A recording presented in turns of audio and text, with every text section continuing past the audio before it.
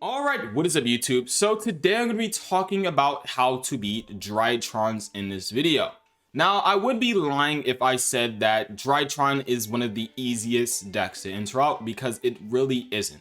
This isn't a deck like Eldritch where you have a bunch of spell and trap cards and the easiest outs to spell and trap cards is spell and trap card removal.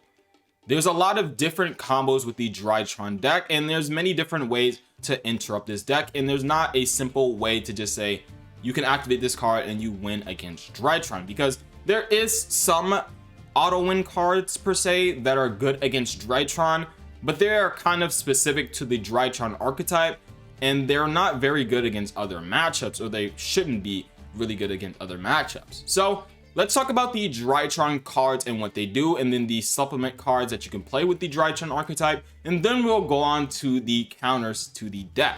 So basically what the Drytron deck does, or the main deck monsters, is that it can tribute a Drytron monster or one ritual monster from the hand or field to special summon itself from the hand or graveyard, and then it has a bonus effect. So with the alpha, basically the bonus effect is you can add one ritual monster from your deck to your hand. With the zeta, you can add a ritual monster from your deck to your hand. With the gamma, you can special summon a Drytron monster from your graveyard. And the delta draws one card from your deck. For the spell cards, the Drytron Fafnir, basically this adds a Drytron spell and trap card from your deck to your hand. The Drytron Nova special summons a Drytron from your deck. And the ritual spell allows you to ritual a monster from the hand or the graveyard using the attack stats. For the extra deck monsters, the Drytron Move Beta Fafnir, this card is very powerful.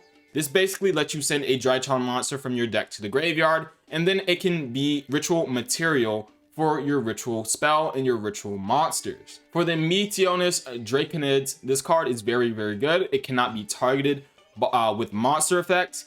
And then it can destroy up to 2 monsters that are face up on the field or face up cards on the field. With the other Meteonis card, is this basically says it also cannot be targeted with spell effects, and then the card can destroy all spell and trap cards your opponent controls. Now for the support cards, the cards you're going to see with this deck is the Cyber Emergency.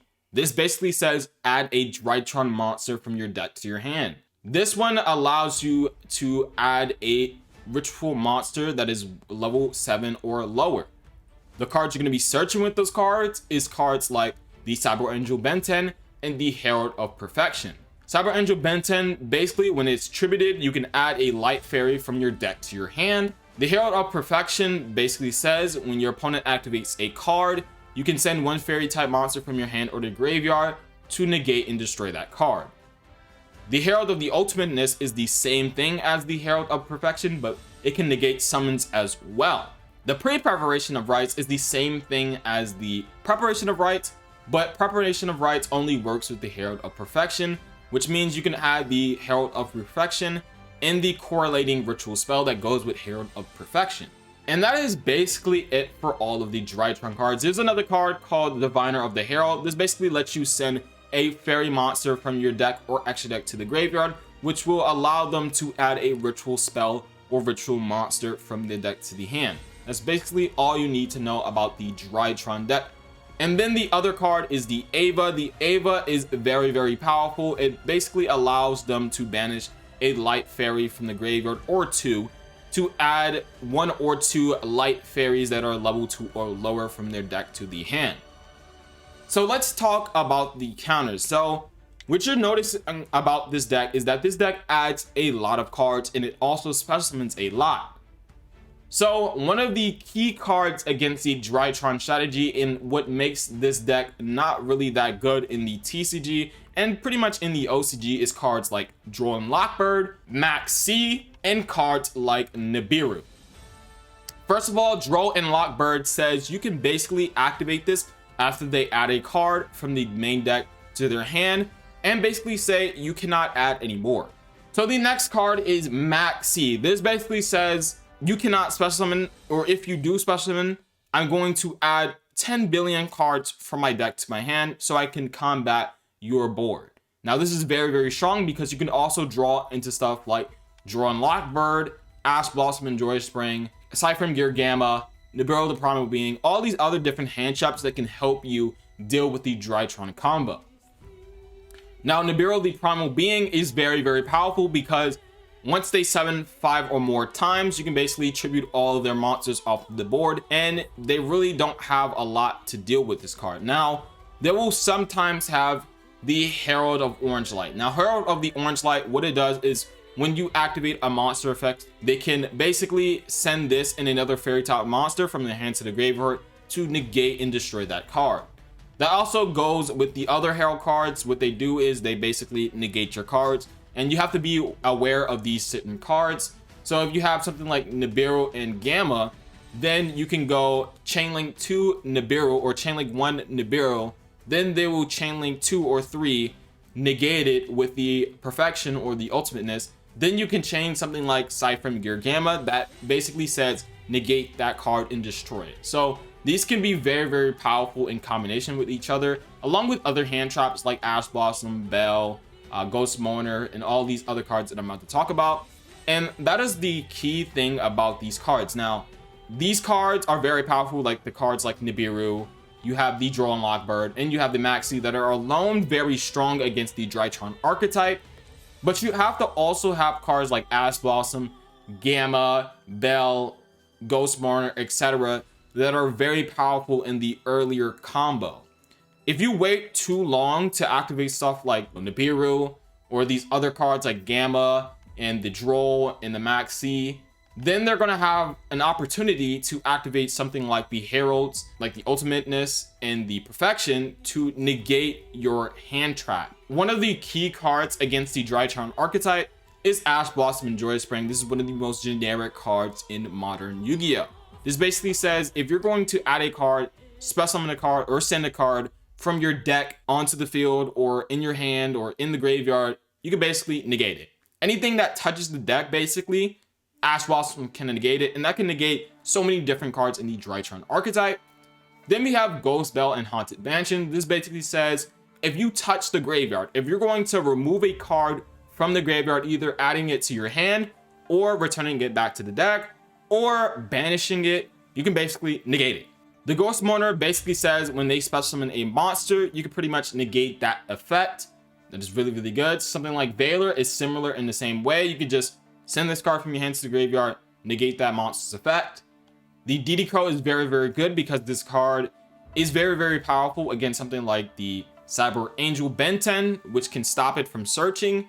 And then it can also stop the Drytron monsters from special summoning themselves and getting that bonus effect. Another card or types of cards you can play against the Drytron archetype is the Lava Golem, the Gamecil, or whatever kaiju monster you want to play, or the Winged Dragon of Ra Spear Mode. All of these cards are very good because it tributes that Herald of Perfection that will negate a billion times. So that is very, very powerful against these different negation cards. It can also tribute other cards like Apollousa. They might have an IP Masquerena. You don't even care. If you see a Herald, you're probably going to tribute it. So with the other hand traps, you have stuff like Skolemeister. This card is very, very good because it can also stop other graveyard effects. With cards like the Ghost, Reaper, and Winter Cherries, this is more specific to beat a certain matchup, but it is very, very powerful when you have a card like this. It can hit a powerful card like the Mu Beta Fafnir, but it's not really that good. It's too specific. It doesn't really hurt their combo that much, but it is an option if you have this card, and you also have the Mu Beta Fafnir. Another card that is very, very powerful against the Drytron archetype is Ally of Justice Cycle Reader.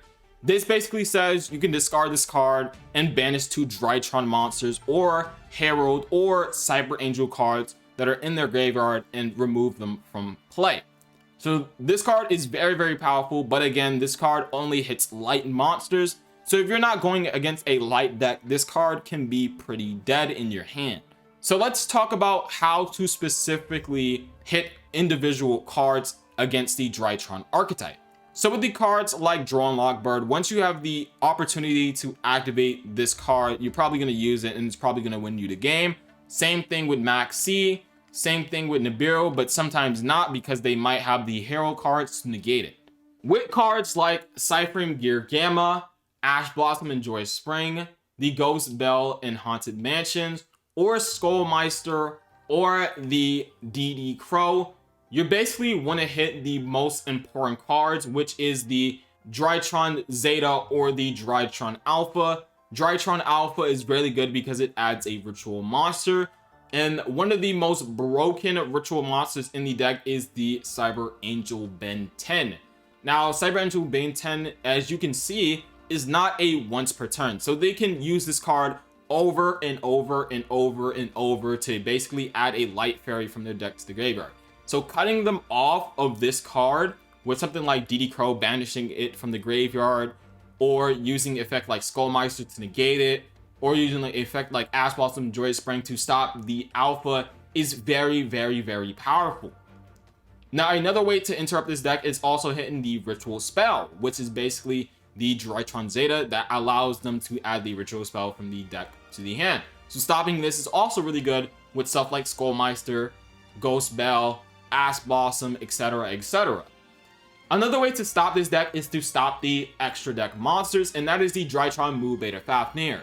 This card has multiple effects that are very, very powerful, so having stuff like the Ghost Mourner, or the effect Valor, or the Gamma to negate the effect is very, very, very good. Another way to interrupt this deck is by going second. Again, I said this as well, but you can use stuff like Lava Golem, the Kaiju monsters. You can use stuff like the Winged Dragon of Raw Spirit Mode to tribute over their negation cards and pretty much don't have to deal with them. Another way to deal with their cards is having something like the Forbidden Droplets or the Dark Ruler No More. Now, these cards are pretty much counters for these type of combo decks because it basically says you can negate their cards and they cannot respond to these cards. So with the Dark Ruler No More, you activate this, it negates all of their face-up monsters on the field and they cannot respond to it. Same thing with the Forbidden Droplets. If you send a monster card from your hand to the graveyard with the effect of Droplets, they cannot respond with the Herald Perfection or the Ultimateness, so that'll be able to deal with their board and you are free to combo off. But wait, there's more to that.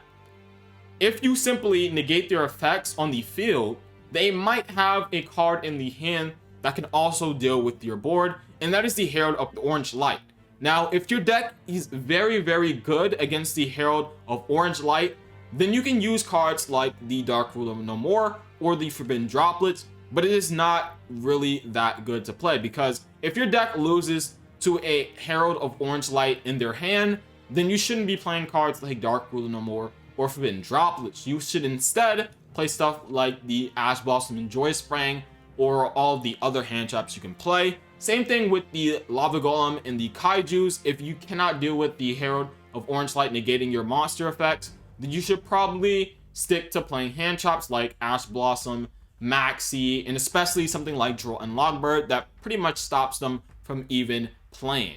So that is it, guys. Let me know what you guys think about this deck and how you should beat this deck. And if you have any good tips for these newer players as well that I missed in this video, leave it in the comment section below and I will pin your comment, I'll heart your comment, and so on and so forth, because I really want to help newer players beat these really unfair and unfun decks like Drytron and Eldritch that are just too oppressive to deal with.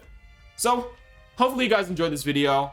Hopefully you learned how the Drytron archetype works. Hopefully I explained it very well, and hopefully you have some of these cards like the Droll and Logbird, the Maxi, the Ash Blossom that are very, very good against the Drytron strategy. So hopefully you guys enjoyed this video. I am out. Peace.